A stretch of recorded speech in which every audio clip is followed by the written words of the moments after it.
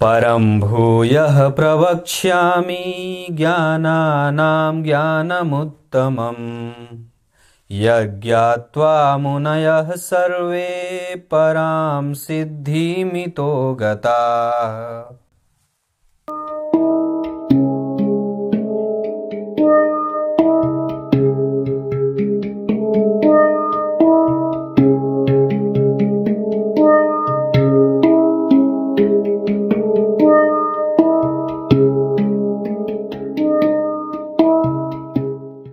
प्रिय दर्शकों नमस्कार। गुरुवार के कार्यक्रम में मैंने आपको थोड़े दिन पहले एक कार्यक्रम बनाया था जिसमें ये बात कही थी कि छठवें, सातवें और आठवें भाव में अगर देव गुरु बृहस्पति बैठे हों तो व्यक्ति देवलोक को प्राप्त करता है मृत्यु के उपरांत। और एक उसी में और भी बात कही थी कि जब इन्हीं भावों में जैसे छठवें, सातवें और आठवें भाव में अगर सूर्य और मंगल बैठे हों बलवान होकर के चाहे कैसे भी, तो व्यक्ति पुनः वापस मृत्यु लोक को प्राप्त करता है। उसी में एक बात और मैंने कही थी कि अगर चंद्रमा और शुक्र बैठे हों तो व्यक्ति पितरलोक को प्राप्त करता है। और एक उसी में और भी शर्त यह है कि अगर शनि और बुध बैठे हों तो व्यक्ति नरकगामी होता है, नरक लोक में जाता है, छठवें, सातवें, आठवें भाव में। आज के कार्यक्रम में मोक्ष की बात है। मैंने आप लोगों को मोक्ष की बात क्या बताई थी कि शरीर रहते ही इच्छाओं का खत्म हो जाना ही मोक्ष है, और मृत्यु तक व्यक्ति की इच्छा खत्म नहीं हुई इसका मतलब है कि वो मोक्ष को प्राप्त नहीं कर सकता।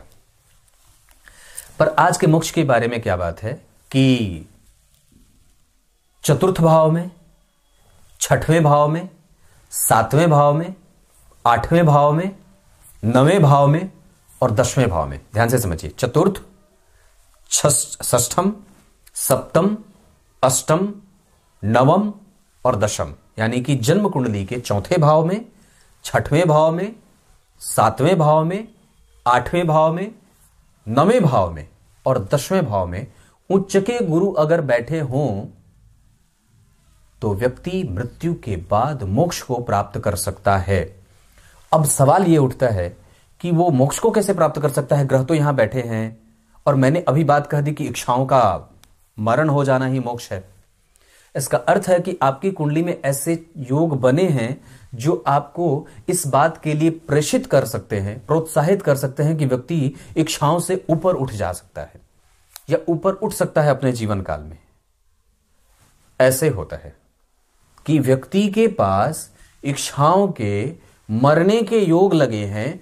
जैसे ही इच्छाओं के मरने का योग लगा है, इसका अर्थ है कि व्यक्ति जीवित रहते ही अपने आकांक्षाओं पे, अपनी इच्छाओं पे विजेता बन सकता है। यही बात अगर मीन लग्न की कुंडली बनी हो, लग्न में ही गुरु बैठे हों, बाकी के सारे ग्रह अगर अस्त या निर्बल भी बैठे हों तो भी व्यक्ति मोक्ष को प्राप्त कर लेता है। इतनी सी बात थी, सोचा आपको बता दूं। अब आइए गीता जी के श्लोक का अर्थ बता देता हूं। गीता जी के अब हम प्रवेश कर रहे हैं 14वें अध्याय के पहले श्लोक में। यात्रा देखते देखते 14वें श्लोक तक आ गई, 14वें अध्याय तक आ गई, पता भी नहीं चला। तो गीता जी के 14वें अध्याय के पहले श्लोक में अब वापस भगवान फिर से सोच के देखिए युद्ध के मैदान की स्थिति कैसी कि अगर वो साक्षात परम पुरुष नहीं होते तो दोनों तरफ रणभेरी बजने के बाद वो अर्जुन को गीता का ज्ञान दे रहे हैं। मतलब इससे भी कोई अद्भुत विचारणीय बात हो सकती है क्या कि जहां आप एकदम बिल्कुल ट्रेन स्टेशन पे आ गई, सारी चीजें हो चुकी हैं, हॉर्न भी बज गया है, अब आप वहां पे बोल रहे हैं चढ़ूं या नहीं चढ़ूं, बैठूं या नहीं बैठूं, अपने स्थान को छोड़ूं या फिर दूसरे स्थान को जाऊं कि ना जाऊं। तो ये जो इतनी सारी बातें हैं वो दिमाग में हमेशा ही जातक के चलते रहते हैं। पर इसमें से आपको सत्पुरुष का अगर मिल जाए, संबंध अगर मिल जाए, तो वो आपको ये नहीं देखता कि आप किस जगह पे बैठे हैं, बस वो आपको सही सन्मार्ग दिखाने का काम कर देता है।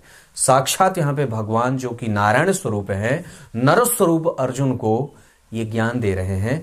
अब वहां पे उन्होंने ये बात कही है कि अब मैं तुम्हें 14वें अध्याय में ये बात बताऊंगा जिसको प्राप्त करके और जिसको जान करके साक्षात जितने भी मुनि और गण लोग हैं, ऋषि और मुनि हैं, जो तपस्वी हैं, त्यागी हैं, जो सांसारिक पुरुष हैं, वो उसको अगर जान जाएं तो वो मुझे प्रेमी हो सकते हैं, मुझे प्राप्त कर सकते हैं, क्योंकि मैं ही अल्टीमेट हूं। आप लोगों को एक बड़ी अच्छी बात बताता हूं, अल्टीमेट आजकल धन को बना दिया गया है, सफलता का पैमाना बहुत सारे व्यूअर को बना दिया गया है, इतने मिलियन व्यूज, इतने मिलियन सब्सक्राइबर और इतना पैसा। ये अल्टीमेट नहीं है, पूर्णतया भ्रामक है ये। कुछ इसी तरीके से आज के कार्यक्रम का समापन करते हैं, तब तक के लिए इजाजत दीजिए। एकांत, शांत, प्रतिस्पर्धा से युक्त ना रहिए, वही श्रेष्ठ है। तब तक के लिए बहुत बहुत नमस्कार।